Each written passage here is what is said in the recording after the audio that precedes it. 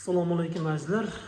Mana xudo xolasa Samarqanddagi ishimizning oxirgi etaplari keldi. Xudo xolasa bu joyimizga devorlariga rang sepib, patroylariga bo'ldi ranglar sepdik, kraskalarni sepib bo'ldik. Pardalarimizni o'rnini ko'rsatganmiz. Joylarimiz mana parda uchun karnizlarga joy qo'yilgan. Xudo xolasa ishlarimiz juda chiroyli, sifatli chiqyapti.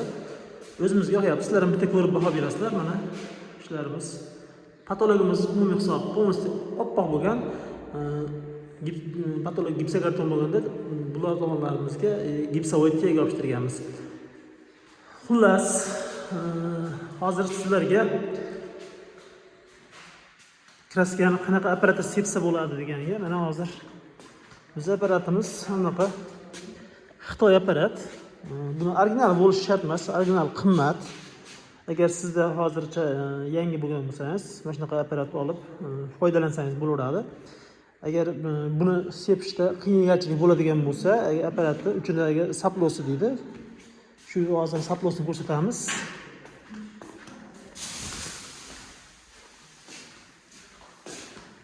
Mana bu narsani, mana buni saplo deydi. Mana buni saplo держатель deydi. Saplo ushlab turadigan narsa. Agar mana shu ikkalasini originalni qo'yib olsangiz bo'laveradi. Shu originalni qo'ysangiz, mana shunaqa sepsangiz bo'laveradi.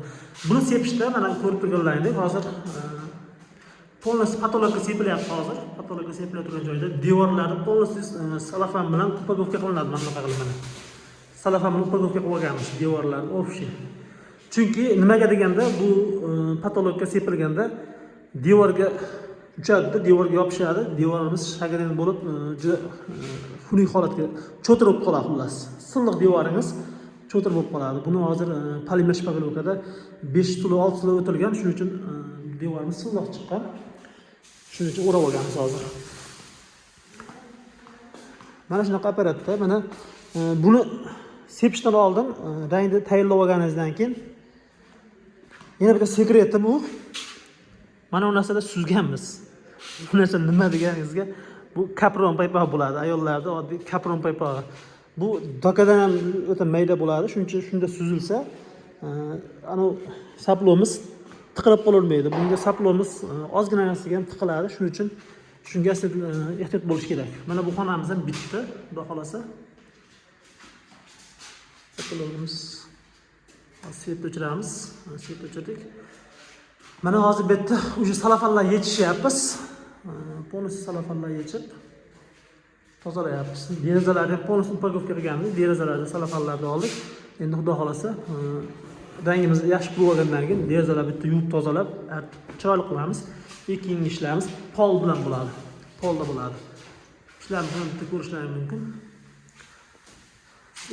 Kimga qiziq bo'lsa, yana bitta ma'lumot berib o'tamiz. Bu tegalarimiz aytib o'tdik, gipsovoy tega. Gipsovoy tegamiz 20 ga 11 lik tega, 20 balandligi, 11 peshonasi bo'ladi. Buni nimaga katta tega yopishtirilgansiz? Mana hozir telefonda sizlarga bilinyapti, yo'qmi bilmayman, lekin yonidan ko'rsangiz juda bagat, chiroyli chiqadi. Bu bortdagi tegalarimiz, gipsovoy tegalarimiz, bular ham gipsovoy tega yopishtirilganda, gipsovoy tegamiz buni razmeri 7 lik. Balandligi podiyum 7 lik, tagida gipsokarton tagida 2 sm turadi.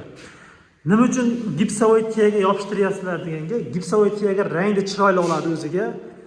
Keyin 1-2 yildan po'ka tegalarga o'xshab choklari ochilib, tortishib ketmaydi. Gipsovoy tega har doim chiroyli chiqadi, mustahkam bo'ladi. Bu ko'chib ketmaydimi, tushib ketmaydimi deganlar uchun bularning hammasi patologdagi burchakdagi reykasiga 10 lik samarizlar bilan tortib chiqqanmiz. Fugen gips bilan yopishtirganmiz. Bu xudo xolasa hamma sabablari qilingan. Inshaalloh bu ish chiqanoq ko'chmaydi. Bu joyimizda ham mana parda uchun aylana joy qo'yilgan mana. Pardamiz uchun aylana joy qo'yilgan. Mana bitta ko'rishlaringiz mumkin. Hozir mana shoyga to'kamiz. Skochlar yechyapti. Bundaqa qilib skochni yopishtirib olib, ustiga salafan yopishtirilgan. Azizlar, yana kimga shunaqa qiziqarli ma'lumotlar kerak bo'lsa, bizning kanalimizga a'zo bo'lib qo'yinglar. Oldinda xudo xolasa chiroyli videolarimizni qo'yib boramiz. Bu joyimiz xudo xolasa atachinto bo'ladi. Atachintoga tayyorlab qo'yamiz. Shkurkalari bo'lgan. Gruntovka emulsiya sepiladi, bu yerga xudo xolasa atachinto bo'ladi. Bu xonamiz родительский spalniy bo'ladi, ota-onalar uchun. Bu spalnimiz biz bu yerda kraskaga tayyorlayapmiz. Xudo xolasa bu garderob sanuzel bor bu tomonda. Bu yerda kraskaga tayyorlab qo'yganmiz. Bu yerda ham kraska bo'ladi. Nariy xonalarimizga e'tibor bergan bo'lsalaring, devorda bunaqa tiagalarimiz yo'q.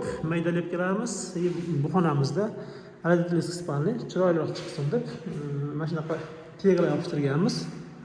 Bu joyimizni ham parda uchun alohida joy qo'yganmiz, oddiy qilib mana. Bu nimaga kerak deganlarga karnizingiz ko'rinmaydi, pardangiz chiroyli turadi, xudo xolasa. Bitta ko'rib baho berasizlar. Yoqsa like, yoqmasa dislike. Agar xohlasangiz a'zo bo'lib qo'ying kanalimizga. Xudo xolasa chiroyli videolarimiz hali oldinda. Sog' bo'linglar, salomat bo'linglar.